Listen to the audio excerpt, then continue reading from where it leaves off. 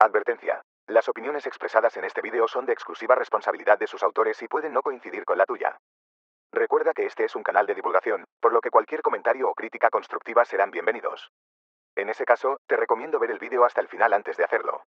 Ahora sí, ponte cómodo y disfruta. ¿Qué es el lenguaje inclusivo?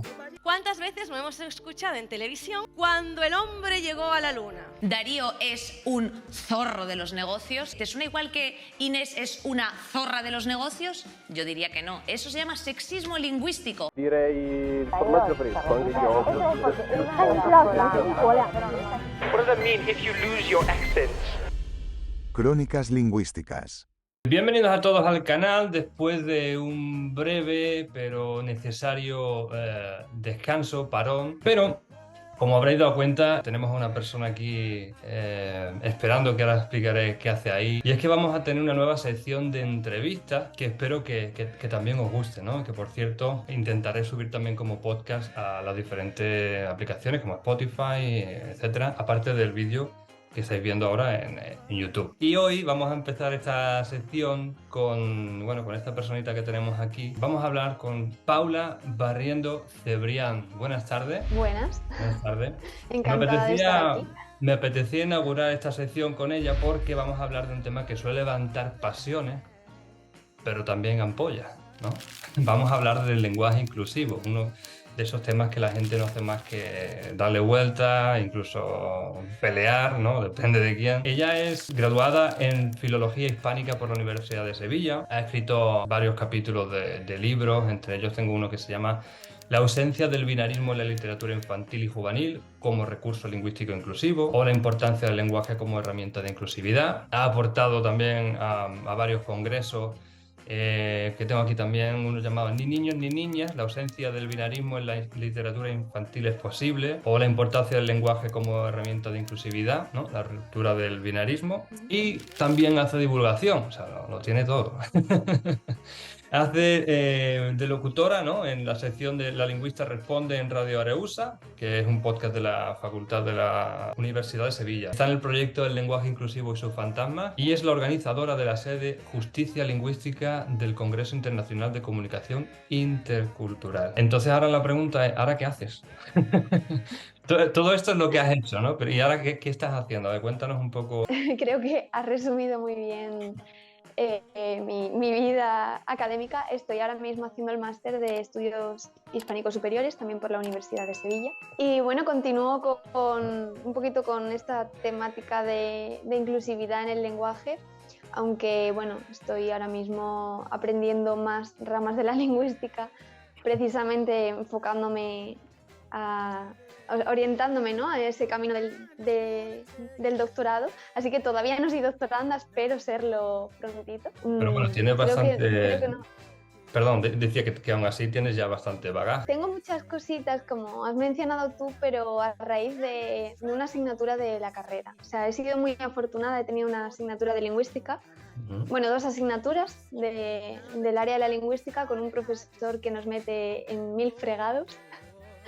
Y entonces, gracias a él descubrí esta temática, gracias a él he estado en congresos llevando lo que he ido investigando, ¿no?, por mí misma. Mis primeros pasos, por así decirlo, han sido mis primeros pasos en la investigación. Y luego tuve la oportunidad de estar en la radio de la Universidad de Sevilla, en Radio Areusa, que la llevaba una compañera de la facultad. Ahora ya se ha pasado a otra generación la radio de filología y entonces, gracias a la radio de la universidad y las prácticas que me concedieron en la facultad, pude estar en esa sección de La Lingüista Responde, donde también hablaba de temas que generan bastante debate, como esto del lenguaje inclusivo y lenguas minoritarias, como tú estabas mencionando antes.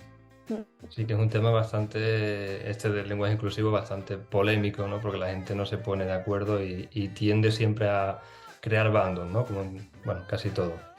Entonces, bueno, vienes a hablar del lenguaje inclusivo, pero por si a día de hoy queda alguien, no sé, que viva en un búnker, por ejemplo, ¿no?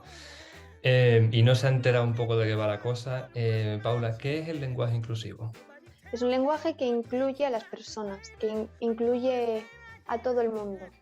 Porque ahora el debate precisamente proviene de dos puntos de vista, por así decirlo. De personas que piensan que es ese uso tan reivindicativo que se está escuchando en todas partes con la E, con el morfema E, ¿no? El todes, niñas. Hay gente que piensa que es eso, hay gente que piensa que, o defienden que es el uso del desdoblamiento léxico, niños y niñas, alumnos y alumnas, pero eso no es lenguaje inclusivo. Según la RAE, en su informe de 2022 sobre el lenguaje inclusivo se admiten dos interpretaciones. Por un lado nos dicen que el lenguaje inclusivo es aquel en el que se referencia expresamente a la mujer con palabras femeninas, como cuando utilizamos los españoles y las españolas, o cuando utilizamos nombres colectivos, ya sean femeninos o masculinos, como la población española o el pueblo español. Pero por otro lado, al mismo tiempo, la RAE también nos está diciendo que el lenguaje inclusivo es utilizar términos masculinos para incluir a hombres y mujeres. Es decir, como cuando decimos, usando su mismo ejemplo, todos los españoles son iguales ante la ley, para referirnos a hombres y mujeres. Lo cual parece que contradice un poco el término anterior. Y da un poco la sensación de que para la RAE el lenguaje inclusivo es el lenguaje de Rödinger, que es inclusivo y al mismo tiempo no. Lenguaje inclusivo es aquel lenguaje que lo abarca todo, ya sea para incluir a las personas en el discurso con, bueno, sí, vale, estos recursos que hemos mencionado, pero los vamos a dejar en otra categoría. O también todas las personas, ya sean personas sordas, personas con cualquier... porque es que se está centrando toda la polémica en los recursos lingüísticos de los morfemas, ¿no? De estos usos de la A en femenino, la O masculino, la E neutro. Entonces, yo creo que hace falta investigación sobre la inclusividad del lenguaje, pero más en profundidad, ¿no? Para precisamente ahondar estos temas de las personas sordas, las personas ciegas, o cualquier patología, quiero decir, o sea, no del lenguaje. Yo sé que quizás no sea la mayoría de la población, pero si se quiere incluir a todas las personas, ¿no? Que tú seas capaz de leer una carta en un bar, ¿por qué no se va a poner en braille? O tener por lo menos una carta en un bar por si viene una persona. Sí, por tener la opción, ¿no? Sería claro, también... sí. Claro, pero aquí a lo mejor estamos hablando de dos tipos de inclusividad diferentes, ¿no? Porque hay quien podría decir, bueno, pero es que estás utilizando otro lenguaje, por así decirlo. No estás haciendo el lenguaje que ya estamos usando inclusivo o más inclusivo. Verbalmente, claro. ¿no? Siempre menciono este tema, pero es verdad que ni soy experta ni conozco a expertos. Y es una pena. Quizás hay personas que se dedican a... Vamos, seguro que hay personas que se dedican a esto, sobre todo. Realmente habría expertos hoy en día cuando es un tema tan nuevo, cuando el lenguaje inclusivo no era nada hasta hace 2 años, 5 años. Nadie sabía apenas. Bueno, no digo nadie, pero no tenía la fuerza que tiene hoy, ¿no? Claro, eso es. Sí, temas de género sí que sea. Porque lo que sí que había eran investigaciones sobre el lenguaje no sexista, que no es lo mismo, que es una categorización de lenguaje inclusivo.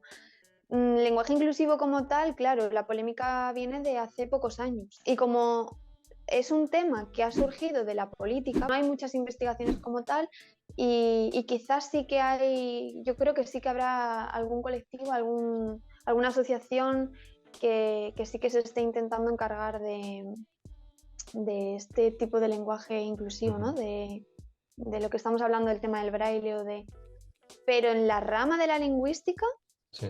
Como investigadores en las universidades, en centros de investigación, yo no sé hasta qué punto eso se está tratando. Espero que sí y espero que nos llegue. ¿Qué significa libertad? ¿Que una familia, si lo desea, puede llevar a su hijo, a su hija, a su hija a una terapia de conversión? Antes hemos dicho que haces divulgación sobre el lenguaje inclusivo y ahora mi pregunta es ¿Por qué? ¿No? ¿En qué momento dices tú, creo que tengo que hacer esto, ¿no? O dedicarme a esto, creo que es necesario? Pues precisamente mencionaba antes que estuve en una asignatura, ¿no? En 2 asignaturas de lingüística en la carrera. Mi profesor de lingüística es Juan Pablo Mora, que se dedica a que las clases sean invertidas y trabajemos con grupos de trabajo en clase sobre temas relacionados con la lingüística, con problemas en la sociedad, ¿vale? Que estén relacionados con la lingüística. Entonces tenemos que buscar un problema en la sociedad, un problema lingüístico que afecta a la sociedad, y tenemos que intentar darle una solución. Entre estos trabajos creamos debates en clase.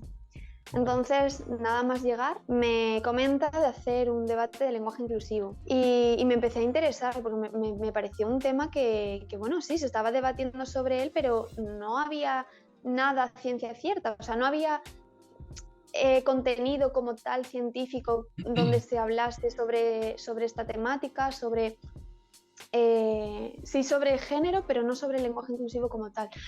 Entonces, bueno, emprendí el viaje de la investigación en el lenguaje inclusivo gracias a Juan Pablo. Me metí en un proyecto interdisciplinar donde estábamos gente de lingüística y gente de psicología. Comencé a tocar el lenguaje inclusivo no binario, que es otra categorización. Y ahí empezó todo realmente. ¿Tú piensas que se deberían reescribir quizá a las obras para hacerlas inclusivas, o solo algunas obras o ninguna? ¿Qué tipo de inclusividad, Rick? Porque si te refieres a hacerlo inclusivo haciendo el libro, la obra no sexista o neutra, yo lo veo un poco absurdo. O sea, un libro ya está escrito. Claro. Se pueden hacer, o sea, hay reediciones de los libros, pero el libro está escrito en un momento determinado por una persona determinada, con sus circunstancias, con su modelo de escritura. Sin embargo, sí se puede hacer el libro en braille, se puede hacer adaptado para personas que tengan una discapacidad visual, no sé si se le dice así. Me acuerdo de una entrevista que le hicieron a Pérez Reverte y me dijo, perdón, en una entrevista recuerdo que dijo, porque que le criticaron, alguien o algunos le criticaban el que no utilizara un lenguaje inclusivo. No sé, me imagino que se referiría a no binario, no lo sé exactamente, pero hablaban de lenguaje inclusivo. Entonces la contestación que le dio él fue un poco a su estilo, ¿no? Y le dijo, a ver, señora, si mi obra está basada en el siglo XVIII, nadie hablaba así en el siglo XVIII. No puedo hacer una obra utilizando ese tipo de lenguaje porque no sería real, aunque sea ficción. ¿No? La obra, la historia a lo mejor es ficción, pero tú intentas hacerla lo más real posible. Si me dice una señora, me dice que yo debo decir todas, todos y todes en una novela mía, o decir los niños y las niñas, tal, yo no puedo escribir una novela así, ni un artículo. Es lo que se llama economía narrativa, normas del lenguaje, ortografía, gramática, sintaxis. Hay unas reglas básicas. Yo no puedo transformar el lenguaje para agradar a una lectura política del lenguaje. O sea, la lengua debe evolucionar, y de hecho está evolucionando, cambia, pero evoluciona por el uso, porque cuando la gente habla, cuando al final la gente diga todes, pues dentro de medio siglo pues se dirá todes, pero es que en este momento no lo dice la gente. Y como lo dice la gente, yo no voy en mis novelas ni en mis artículos a escribir así. ¿Sabes qué pasa, Rick? Que hemos encontrado que en el mío CIG, por ejemplo, sí que hay un desdoblamiento léxico. Dice los burgaleses y las burgalesas. Bueno, he dicho burgalesas y burgaleses, era burguesas y burgueses. Bueno, me ha estado un poco, pero... Sí, no, sí, se me ha ido, perdón. Eso, burguesas y burgueses. Entonces, claro, hay que tener cuidado con eso. Supongo que Pérez Reverte tendrá conocimientos, espero que tenga conocimientos de historia de la lengua, por lo menos algo. Pero tampoco podemos intentar escribir una obra basándonos en cómo se escribiría, pero él también él es escritor. Y no nos podemos olvidar de que él tiene un estilo de escritura que es muy personal. Además, es que lees cualquier cosa de Pérez Reverte y sabes perfectamente que es de él.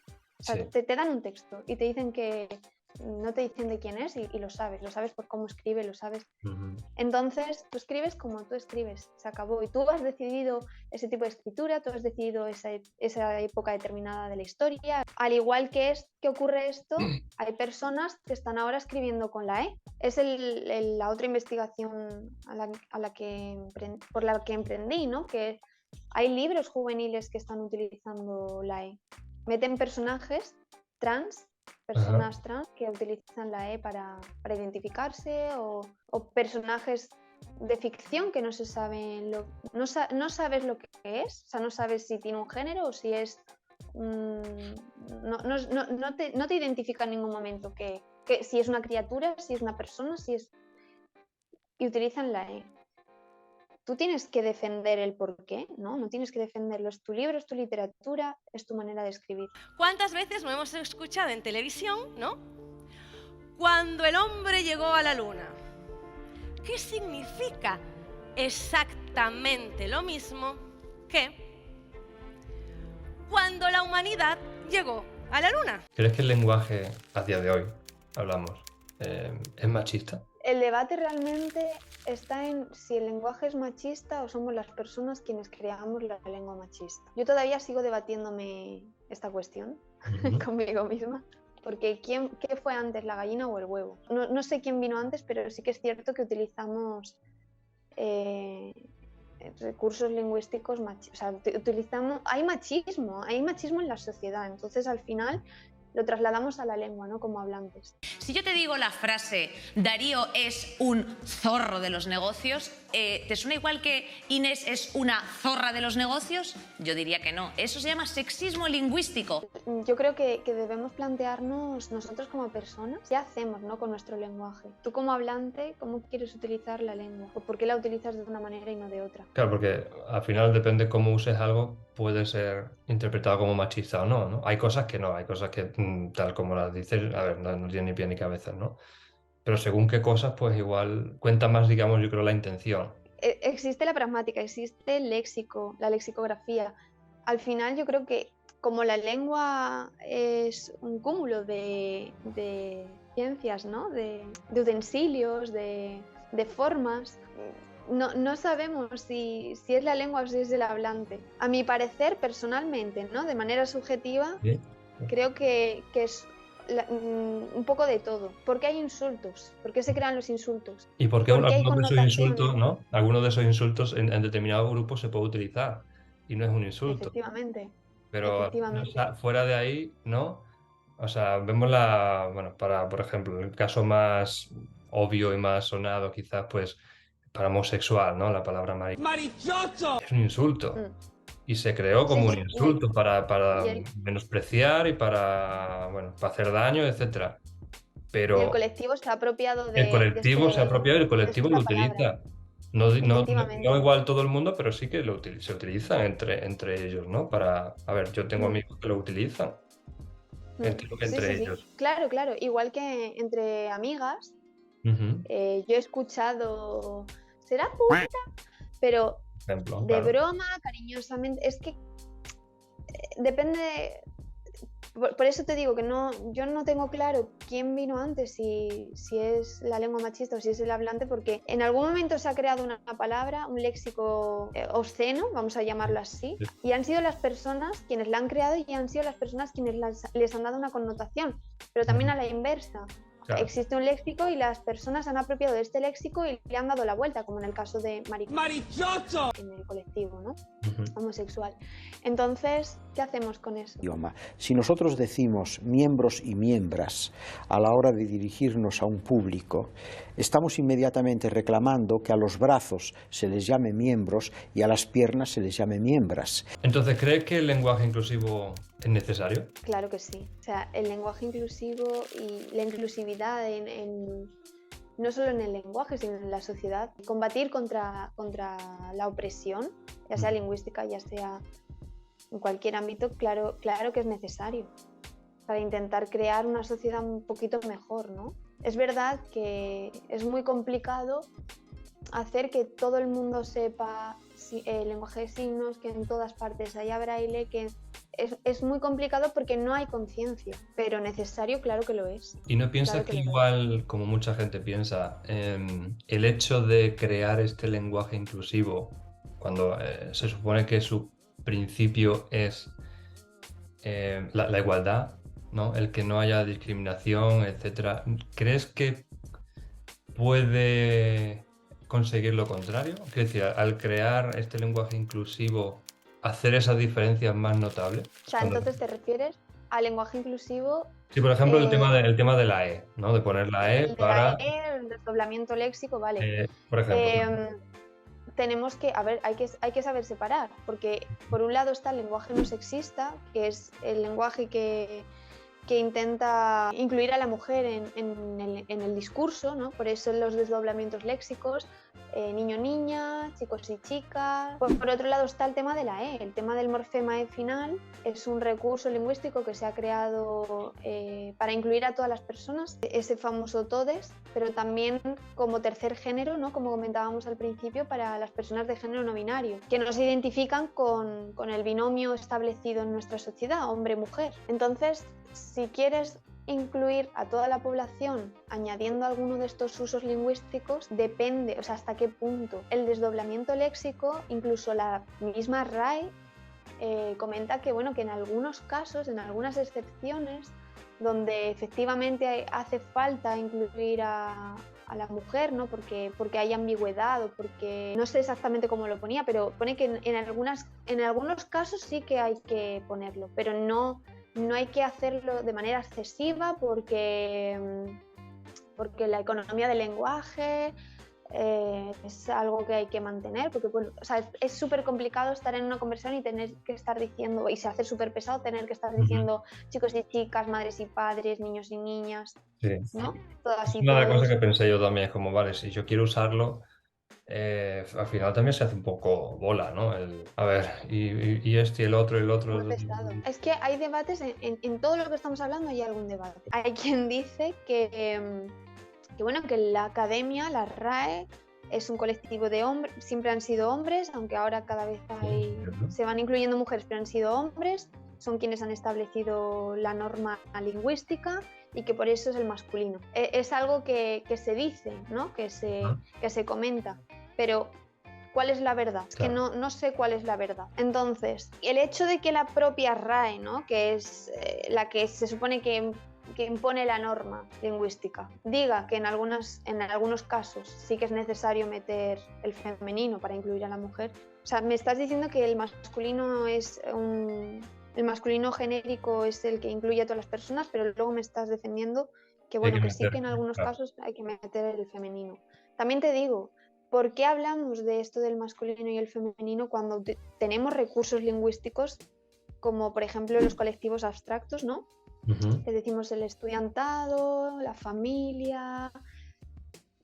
¿Por qué no se intenta llevar a cabo este tipo de recursos que ya los tenemos en nuestra lengua?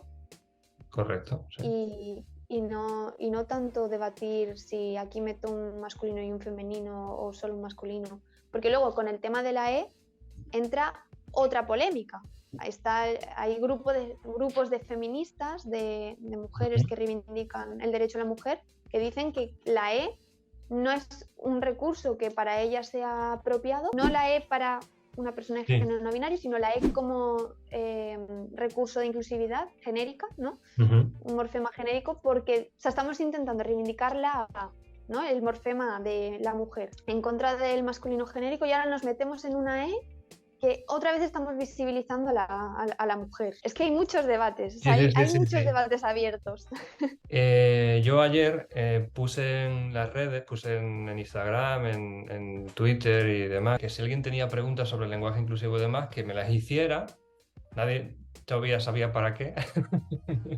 Entonces ha habido gente que me ha puesto alguna duda. Me parece muy interesante. Un seguidor del canal nos pregunta si crees que el lenguaje inclusivo perdurará o es una moda. Una buena pregunta, ¿eh? Volvemos a lo de antes. ¿Qué tipo de lenguaje inclusivo? ¿A cuál nos referimos? Porque si es el del uso de la E, la verdad es que ha surgido en un momento en el que era necesario ese recurso, porque empezó por lo que yo tengo investigado, empezó en Argentina con los colectivos feministas y del colectivo LGTBI para reivindicar sus derechos.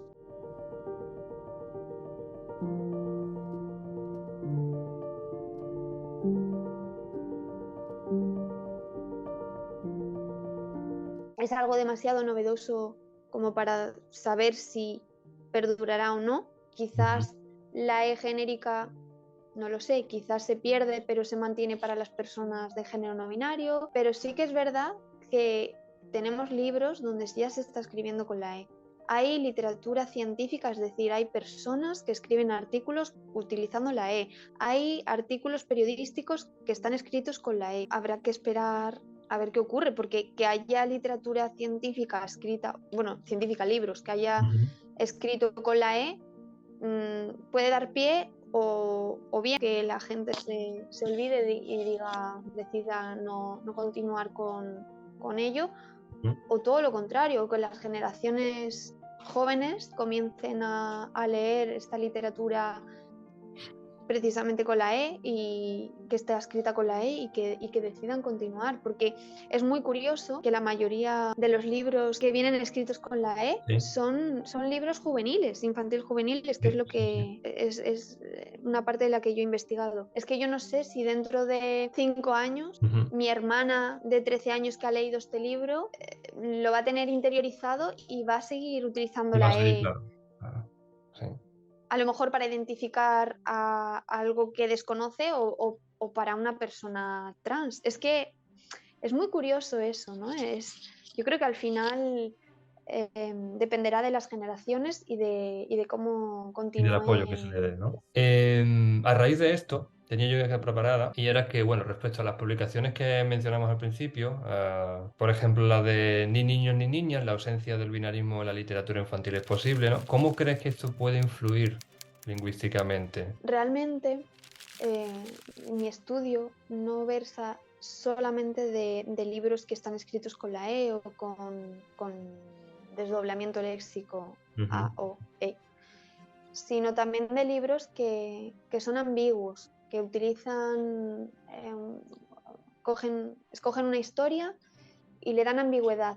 Tú lo estás leyendo y no te hace falta meter un género de ningún tipo, no te hace falta meter ni una A, ni una O, ni una E para contar una historia sobre una persona, sobre un hecho, ¿vale? Entonces, creo fielmente en que si tú quieres inculcar a la infancia, ¿no? Desde la infancia, con la inclusividad en el lenguaje, a través de cuentos, se puede hacer sin necesidad de utilizar un desdoblamiento o una E. Tenemos recursos lingüísticos, como comentaba anteriormente, un Estudiantado, ¿no? Un epiceno o claro. Se puede utilizar perfectamente y se puede incluir a la población, se puede incluir a una persona con este recurso. Entonces, si tú ya desde esos inicios estás haciendo cuentos con este uso ambiguo, en el que no necesitas utilizar un género establecido para mencionar a nadie, tú ya con eso estás creando una conciencia. Entonces esa inclusividad yo creo que es buena, ¿no? Que puede ayudar. Aquí alguien me pregunta si hay algún informe fiable, algún tipo de estudio fiable sobre el nivel de implementación en la península o en Latinoamérica. Cada vez hay más estudios y personalmente, esto ya me voy a hacer yo aquí un poco de spoiler, gracias a lo que empecé haciendo con las compañeras de psicología en la asignatura de lingüística, yo estoy continuando con el tema del lenguaje inclusivo desde el ámbito de la psicolingüística. ¿Y esto qué quiere decir? Esto quiere decir que he aprendido... ¿Perdón? No, perdón, he dicho cuéntanos. Ah, sí. No, que aprendí a hacer cuestionarios desde el ámbito de la psicología y entonces se intenta de manera objetiva, científica, recoger la opinión de las personas, la reacción de las personas frente a este lenguaje. Entonces intento recoger todo esto, intento medir hasta qué punto la población está dispuesta a escuchar este tipo de lenguaje, cómo reacciona ante él. Todo apunta a que... Todo apunta a que la gente está en contra. La gente... Hay porcentajes muy bajos de población que sí que están de acuerdo, que están utilizando este uso lingüístico, pero se sigue hablando de ello. Se sigue mencionando, hay libros escritos, hay series donde se está incluyendo, porque ya ha habido una primera serie en español. Hay una serie en Netflix que se llama Érase una vez, pero ya no. Hay un personaje que habla con la E. Joder, pensaba que había picado el anzuelo. Está bien, solo que si ellos liberan el dragón... Si ellos liberan el dragón, ¿no será lo mismo? Luego hay muchas series dobladas. Por ejemplo, Sexo en Nueva York, pues han hecho la continuidad donde las actrices ya son mayores y ya cuentan la historia ya desde la adultez, ¿no? Y meten a personajes no binarios, meten la E, no lo hacen de manera forzosa. Soy Che Díaz. ¿Che? ¿Como el Che Guevara? Che, como las primeras 3 letras de Cheryl. Me quité el drill. ¿Dirías que parezco una Cheryl? No, ya. Aunque tiene errores, porque quien lo ha intentado doblar no lo ha hecho. Es que ahí ya hay un problema añadido. Sí, ahí ya hay un problema añadido. Claro. Hablamos de una serie en la que se rueda, que se filma en inglés, que en inglés es un idioma que no tiene marca de género. O sea, sí que tiene género, hay léxico masculino, léxico femenino, pero no tienen normalmente marca o una marca que sea como una norma. Esta para el masculino, esta femenino, ¿no? ¿Cómo traduces tú eso y que encima quede bien? En un lenguaje que sí que lleva marca y además tan marcado, ¿no? Y hay demasiada patada al diccionario.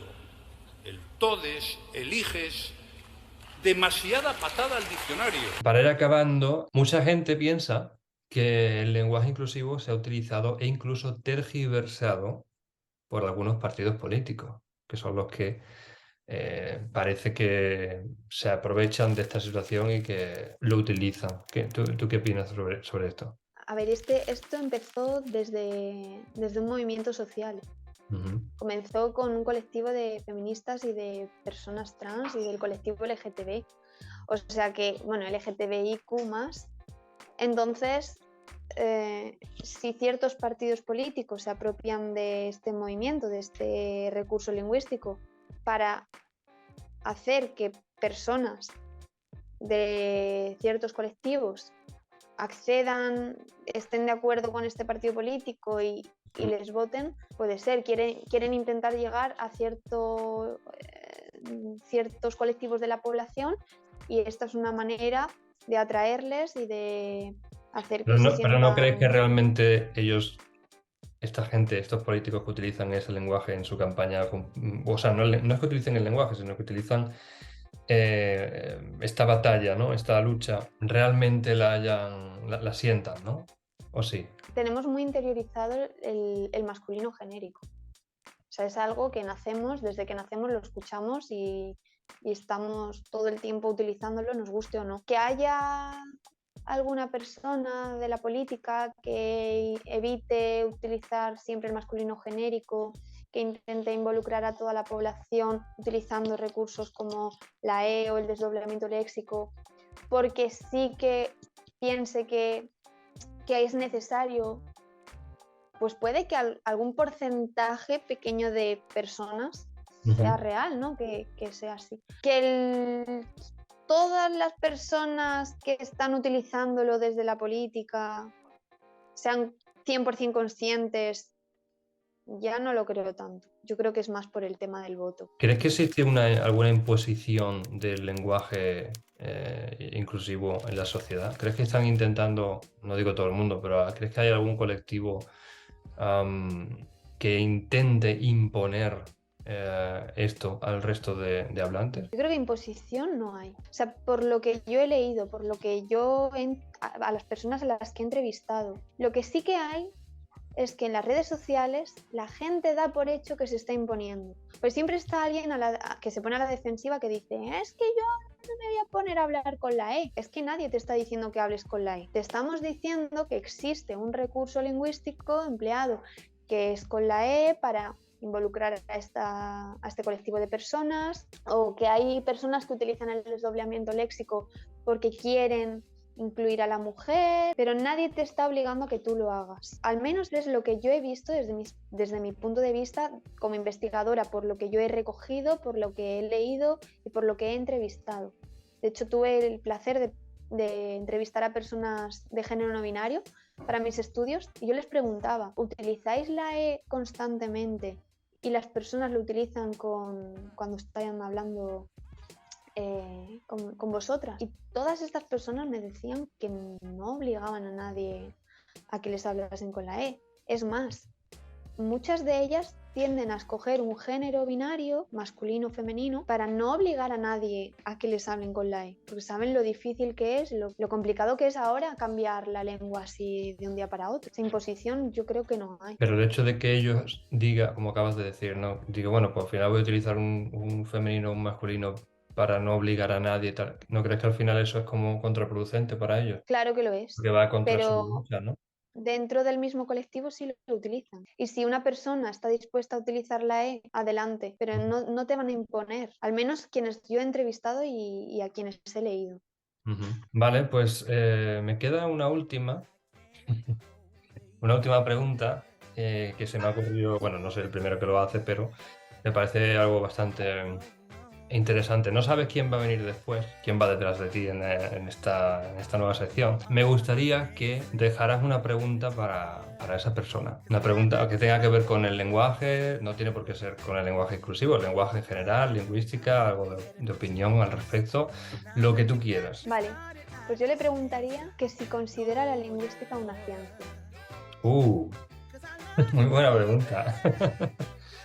Vale. A ver qué te responden.